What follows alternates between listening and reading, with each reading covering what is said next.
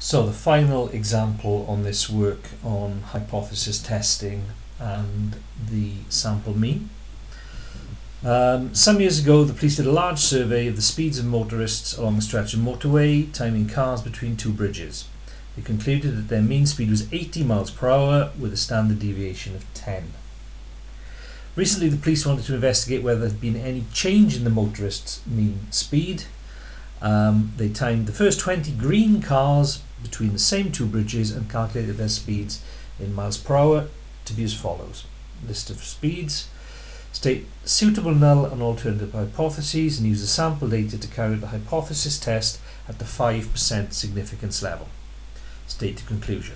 Okay, so we should be getting quite comfortable now with the setup of this. First of all, define our random variable. We're talking about speed, so let S be the random variable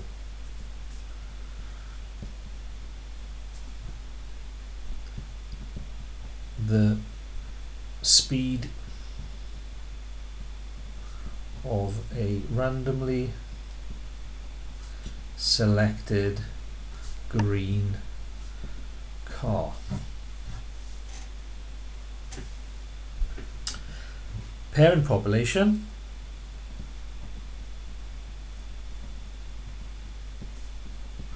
is going to be normally distributed. It's going to have a mean of 80 and a standard deviation of 10. The sample population of means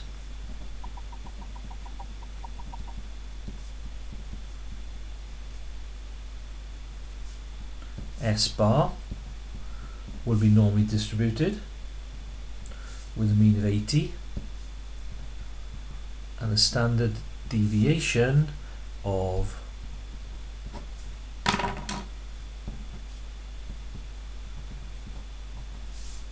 of the parent population divided by the square root of the sample size.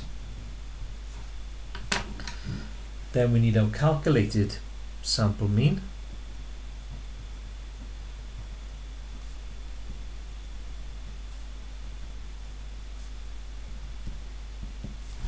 And we'll go back to the calculator, go to statistics, one variable, and enter 85, 75, 80, 102, 78, 96, 124.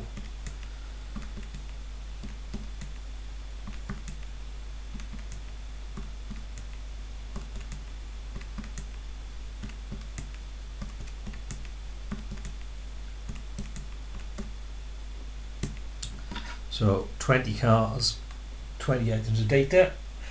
So I haven't missed anything. All clear. Option 1, one variable. Sorry, did something wrong then, didn't I? Option 2, one variable calculations, and you can see there that the mean is 85.1. Okay, so that's all my distribution data. So now I want to set up my null hypothesis, which will be with a mean of 80. So that would be no change in the motorist's mean speed.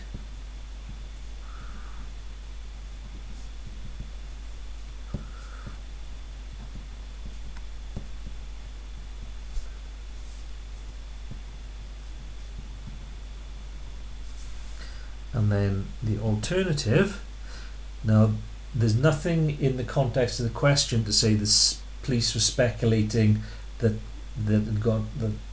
things had sped up or slowed down. So we're going to be doing a two-tail test in that there is a change, but we don't know in which direction.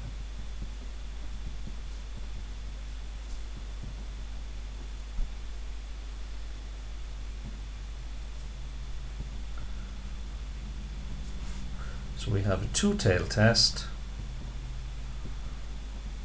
and they want us to use a 5% significance level,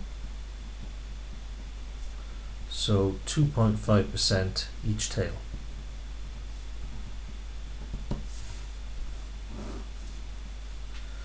Method 1, p-value.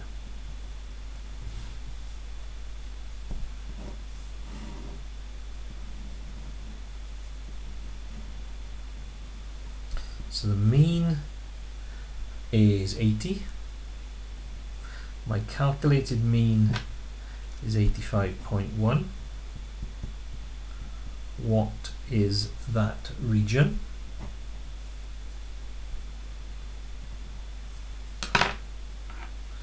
So p-value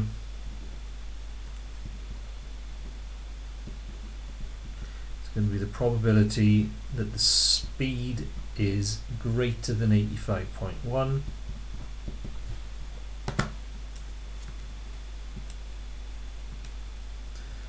So we're into the normal distribution, cumulative lower 85.1, upper 1 times 10 to the 99, standard deviation 10 over the square root of 20,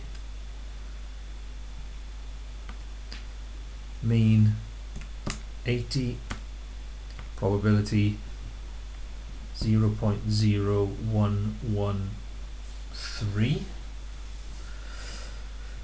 I'm comparing that to 2.5%. It's less than 2.5%, so we can reject the null hypothesis. And if we're rejecting HO, then there is sufficient evidence to suggest a change in motorists' speed.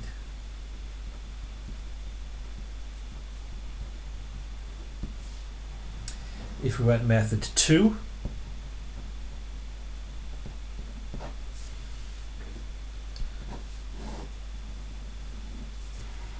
then we'd be interested in, now it doesn't matter which side you go, yes it does. I want to know what value of S that should be, shouldn't it? What mean value of S makes that 0.025. So in the calculator, we want to go back into normal distribution. This time we're in reverse, 0.025. These are remaining as they were. So that value there is 75.6.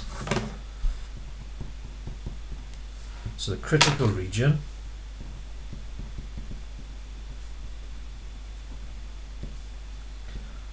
will be where the mean speeds are greater than 75.6 miles per hour. Our calculated mean is 85.1.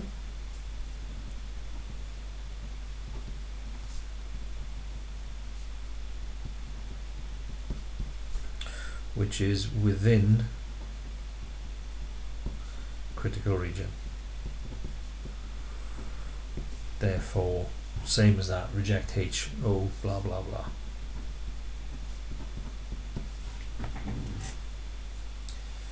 Okay, so whichever method we take, at the 5% significance level, there is sufficient evidence to suggest that there has been a change in motorist speed. One of the police officers involved in the investigation says that one of the cars in the sample was being driven exceptionally fast and that its speed should not be included within the sample data. Would the removal of this outlier alter the conclusion? So if we look at the original data,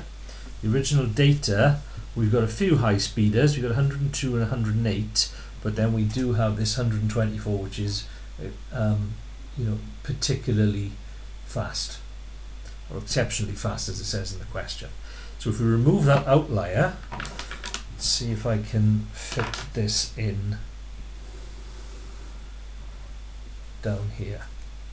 So remove 124 mph.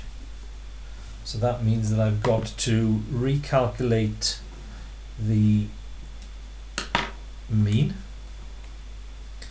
So I didn't write down what the total was, otherwise it would be quicker.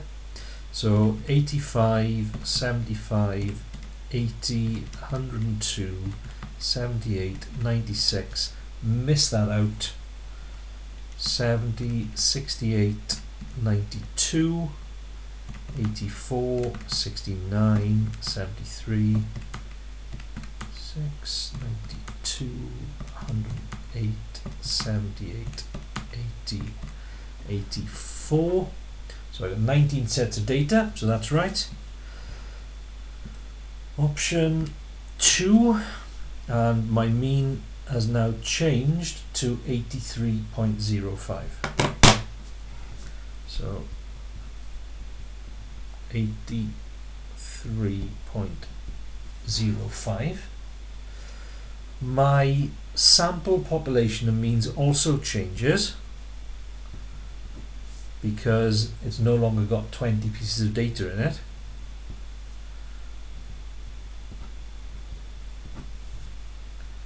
So that's going to have a standard deviation of 10 over the square root of 19. So if I just focus on method 2 to work out the critical region,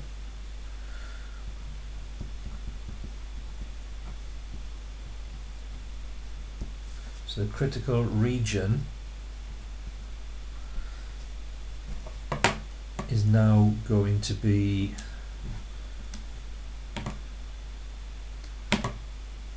so my area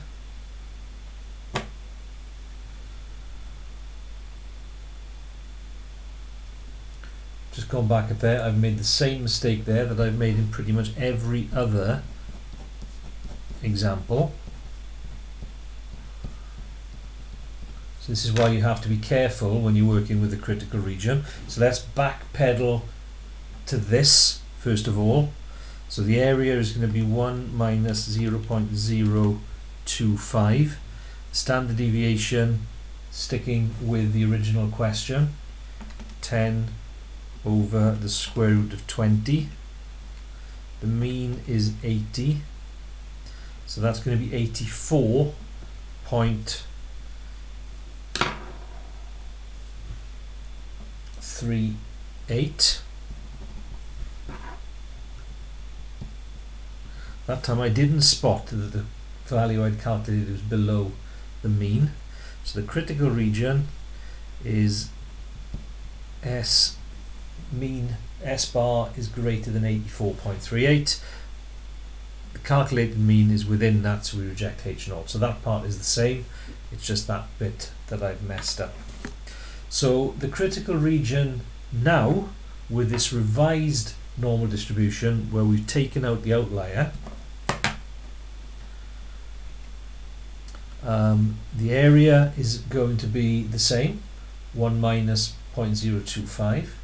The standard deviation is different because it's going to be 10 over root 19.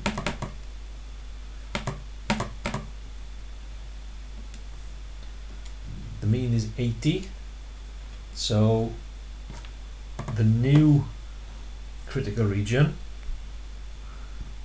is going to be greater than 84.50 miles per hour, and our new calculated mean is outside the critical region.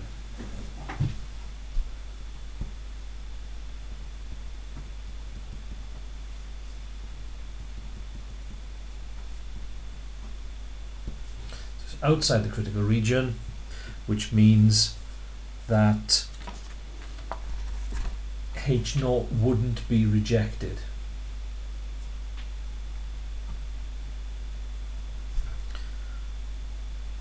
insufficient evidence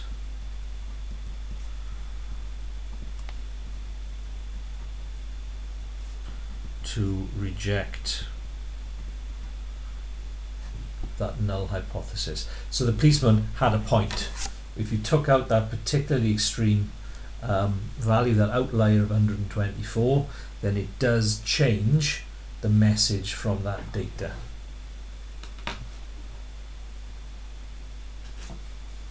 For a moment then I thought I'd done it again, but no, I didn't. So that's right.